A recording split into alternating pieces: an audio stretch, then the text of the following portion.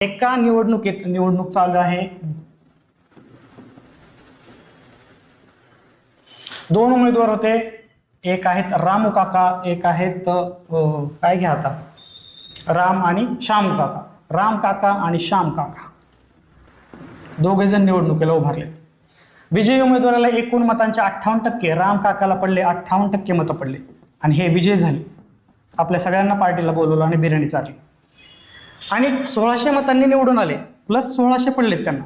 कुणाच्या? ह्या श्याम काका जे आपले हरलेले आहेत ते. आता समजा जर 100% मतदान होतं, त्याच्यापैकी 58% राम काकाला मिळाले, म्हणजे रामला मिळाले. मग 100 पैकी जर 58 गेले तर ह्यांना श्याम काकाला किती मिळाले? 42% मिळाले. म्हणजे ह्यांना 58% मिळालेत, यांना 42% मिळालेत आणि ह्या दोघांमधील फरक 1600 आहे, कारण की 1600 मतांनी विजयी झालेत.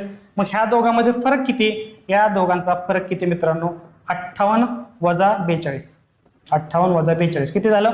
8 आणि 8 दोन्ही 16% झालं. म्हणजे जर 16% म्हणजे 1600 आहे, तर 100% म्हणजे किती? त्याला x मानू, तिरकस गुणाकार करा. x बरोबर 100 गुणिले 1600 भागिले 16. 16 1 16, 16 1 16, 0 0 म्हणजे उत्तर आलं 100 गुणिले 100 म्हणजे एकावर किती शून्य? 4 शून्य. म्हणजे टोटल जे 100% होते, म्हणजे टोटल जे मतदार होते, जे आपले 100% होते, ज्याला आपण x गृहीत धरलं होतं, ते किती आले? ते आले 10,000.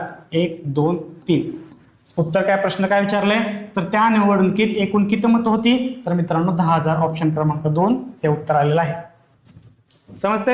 58%, 42%, फरक काढला 16%. 16% म्हणजे 1600 मतदान, 1600 मतं आणि 16% 1600 मतं म्हणजे 100% किती? असं बी काढा ना. 1600 म्हणजे 1% म्हणजे किती झालं?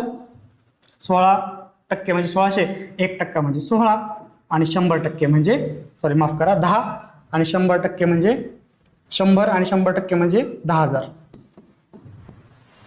बरोबर? 16 1 16, 1 हे 100 आलं आणि 100% म्हणजे 100 गुणिले 100 परत एकदा 10,000 आलं. समजतंय? जमलं?